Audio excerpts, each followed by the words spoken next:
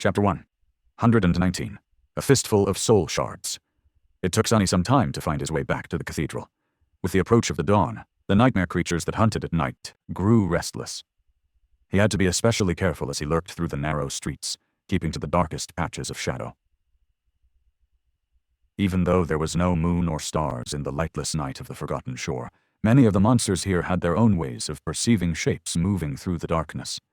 Their ability to see in the dark was somewhat offset by Sunny's Child of Shadows attribute, which allowed him to become indistinguishable from any shadow that he dove in. However, he still had to be cautious.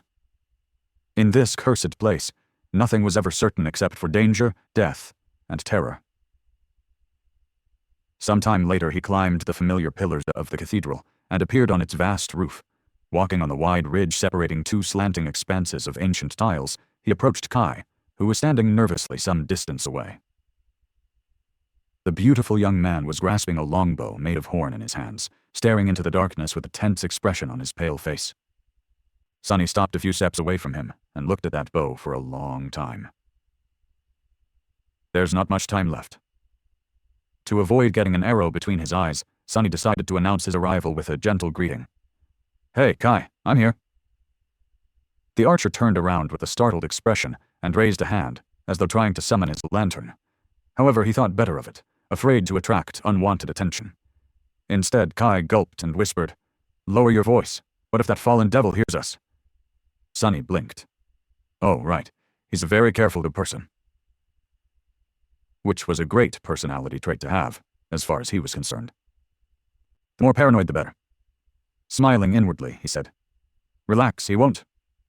Kai stared at him with doubt, then asked, "Are you sure?" Sunny gave him a nod. Yes. He was prepared to explain the reason behind this confidence, but, surprisingly, Kai immediately believed him and calmed down. Right. He knows when people are lying to him, which means that he also knows when they're telling the truth. And since I can only tell the truth, he can pretty much believe everything I say without the need to ask unnecessary questions. Huh. Come to think of it, that flaw of his was actually very convenient. Meanwhile, Kai cautiously looked around and asked, "So, what are we going to do here?" Sunny gestured at the group of shattered tiles not too far away from them, and answered in a calm tone. "I'm going to climb into that hole and retrieve something from the temple. You just wait here until I return." Kai's eyes widened. "Are you crazy? What about the devil?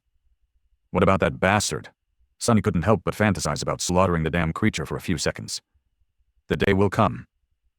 Returning to the present situation, he said, "What about him? I told you I'm good at hiding. As long as I know who I'm dealing with, they won't be able to notice me unless I want them to." He had learned that first part of the sentence the hard way. Actually, it was the bastard who taught him that even concealment of shadows had its limits. That's how Sunny ended up with his insides on his outside and in possession of this vital piece of information. Some lessons you only needed to receive once to remember them forever. Kai was looking at him with a strange expression again. Sunny frowned. "What?" The beautiful young man shook his head. No, it's just that it's an awesome ability. I wish I had an ability like that, to be honest." Sunny glared at him and uttered through gritted teeth, "Says the guy who can fly. Why would you want to hide your perfectly symmetrical face anyway? Tired of being ogled by love-stricken supermodels?" Kai sighed. "Something like that. How did you know?" Sunny opened his mouth, then closed it again. Anyway, wait for me here. I won't be long." Throwing a glance at the charming sleeper, he shook his head and walked over to the hole hidden behind several broken tiles. Soon, he was back in his secret lair. Looking around with a bit of apprehension, Sunny sighed and removed the rucksack fashioned from the skin of a monster from his back.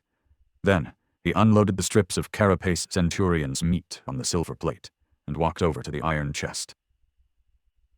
To be honest, he really didn't want to go anywhere near the castle. The idea alone made him long to stay in this dark, quiet, familiar room forever. But he couldn't.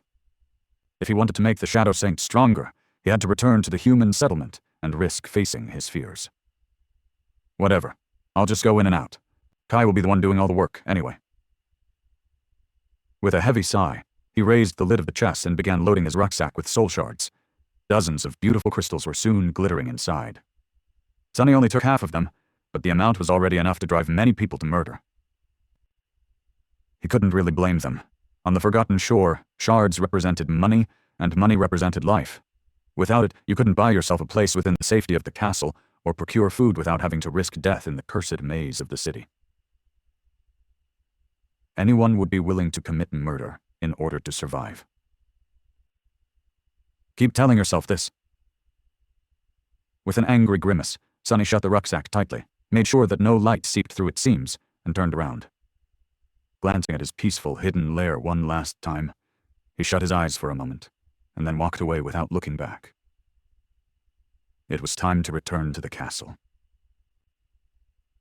And all the terrible memories he had left there before running away.